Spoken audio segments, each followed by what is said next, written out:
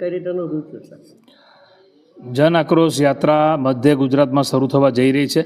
સૌરાષ્ટ્ર અને ઉત્તર ગુજરાતમાં ખૂબ જ મોટી સફળતા બાદ આ યાત્રા પ્રદેશ પ્રમુખ અમિત ચાવડા સાહેબ, વિધાનસભા વિરોધ પક્ષના નેતા તુષારભાઈ ચૌધરી, અમારા ગુજરાતના પ્રભારી રાજ્યસભાના સાંસદ એવા મુકુલ વાસનિકજી, અમારા મધ્ય ગુજરાતના ઇન્ચાર્જ રામકિશનજી અને આ બધા નેતૃત્વના આગેવાનીમાં મધ્ય ગુજરાતમાં આવનારી 20 તારીખથી આ યાત્રા શરૂ થવા જઈ રહી છે.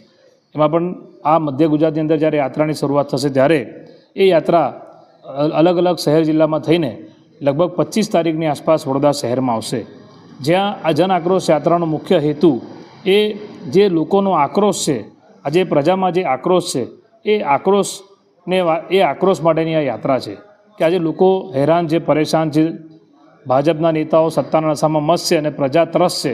વડોદરા શહેરની વાત કરીએ તો પાયાની સુવિધા, 2 ટાઈમ પીવાનું ચોખ્ખું પાણી ના મળે, સારા રોડ રસ્તા ના મળે અને દરેક જગ્યાએ ભારતીય જનતા પાર્ટીના નેતાઓએ માત્ર ભ્રષ્ટાચાર કર્યો છે.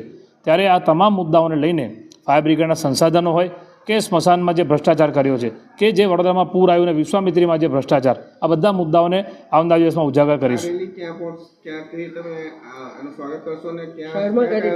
વડોદરા શહેરમાં આ યાત્રા જે છે એ છાણીથી એન્ટર થશે. વડોદરા છાણીથી વોર્ડ નંબર 1થી આ યાત્રાની શરૂઆત થશે. જે યાત્રા વડોદરા શહેરના 19 વોર્ડમાં ફરીને દરેક જગ્યાએ અલગ અલગ વોર્ડ વાઇઝ બધા લોકો જોડાશે, એમના પ્રશ્નો રજૂ કરશે. અમારા પ્રદેશનું નેતૃત્વ એમના પ્રશ્નો સાંભળશે.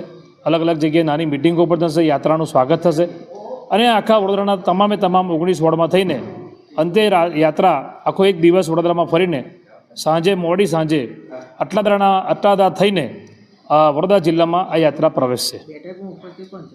બેઠકમાં અમારા ગુજરાત પ્રદેશ કોંગ્રેસના આગેવાન પંકજભાઈ પટેલ, પૂર્વ અમદાવાદ શહેર પ્રમુખ અને કાઉન્સિલર નીરવભાઈ બક્ષી અને પ્રદેશના મંત્રી ડૉક્ટર ઇરફાન રાઠોડ સહિત કોંગ્રેસના તમામ આગેવાનો ઉપસ્થિત છે.